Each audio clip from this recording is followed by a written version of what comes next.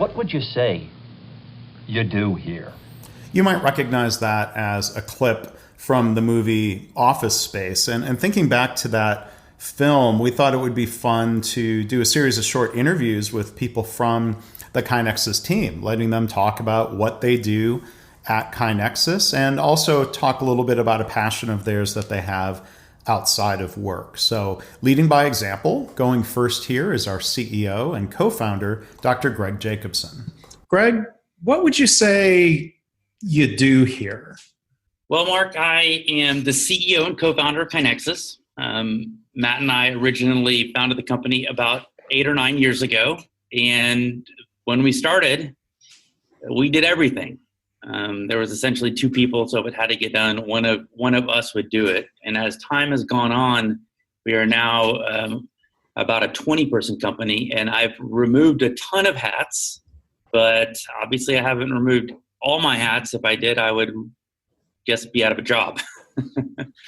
So I guess I'll answer the question in a direct way, kind of tactically, but then more in a spiritual way, if that makes sense. But I would say about 50% of my time is on the product. I'm a very product-centric CEO, and so we don't have a product manager currently. I think we're going to grow into one in the next year or two, but right now it's kind of hard to believe, but I manage product. I do it with a whole bunch of different people, including people on the sales team, on the CE team, customer experience team, and on the dev team. And about another 25% of my time, I think lean folks would call leader standard work. I do a bunch of recurring meetings, or we call them work sessions because I don't like the term meeting. So we're typically doing it with sales or with customer experience. I help a little bit out with marketing, and then a bunch of product. And then I would say about another 25% of my time is spent doing either one-offs or fighting a fire, with hopefully always the idea of how can we change a process so that fire doesn't happen again. And then strategic things that might come up occasionally. So I would say that's my tactical answer. Mm-hmm. Okay. My spiritual answer to that question, Mark, is I feel like I call myself the agitator. So I've come to realize that I've surrounded myself with people that are far smarter than me. And so I feel like many times my role is just to kind of be a little bit of a devil's advocate and the person of, oh, well, what are your thoughts about this? Or did you think about that? Or how would you approach this? Mixed with maybe a shaman, Mm-hmm. if that makes sense. With the best example of that being something that's become a ritual part of our Friday team meeting, which is a muse. And so they give me, meaning the company gives me about typically 2 to 5 minutes to muse on something that came up throughout the week. And sometimes that's a poem, sometimes that's a Spurs insight, and sometimes that's challenging us to be better citizens of our country, of our community. And sometimes it can get tactical of just, hey, here's a productivity hack that I discovered and that's worked for me. What do you guys think? So that's kind of the spectrum of the tactical. What do I do here? And sometimes what's funny is some people, think it's all glamour, and some of the leader standard work is, I'm the guy that fills up the water bottle in the break room. Seems like no one else seems to do that. So that's fallen on me. I try to keep everyone doing whatever keeps them efficient at what their role is. Sometimes servant leadership means changing a water bottle. Exactly.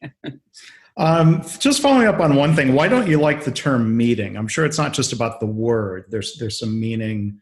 I feel like a meeting implies passiveness.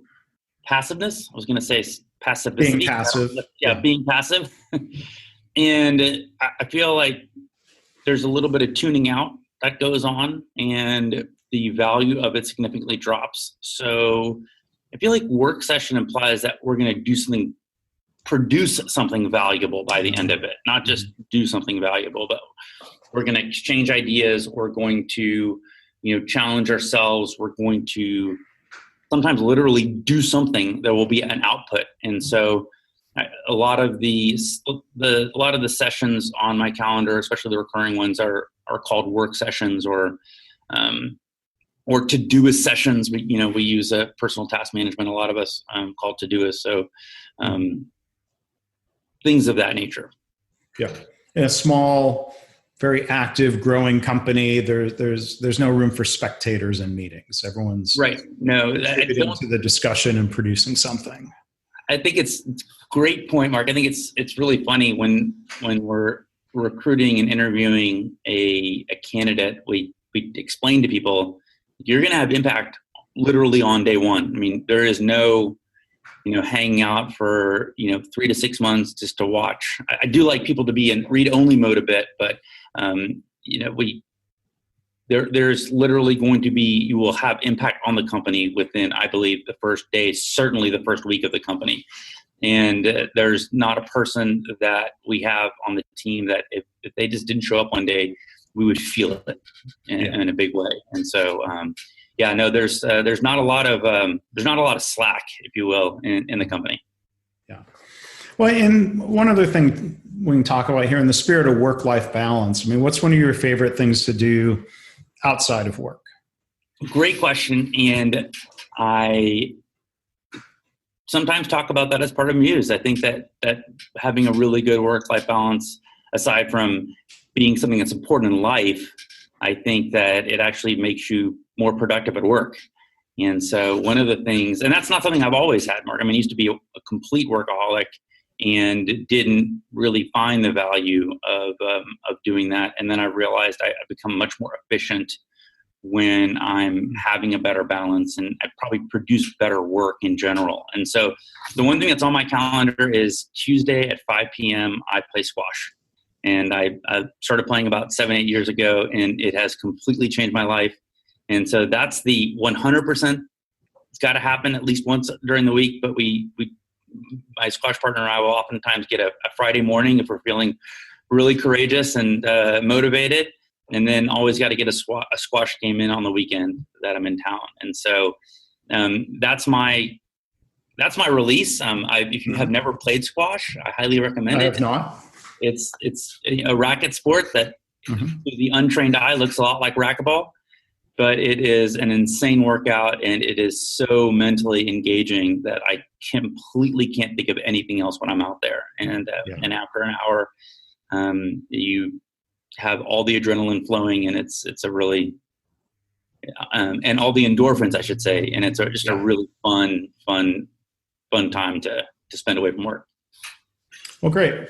Well, Greg, thank you for telling us about what you do here at KaiNexus and a little bit about what you do outside of work. I'm looking forward to talking to the rest of the team. Thanks for leading by example and being willing to go first here. Thanks, Mark. Talk to you soon.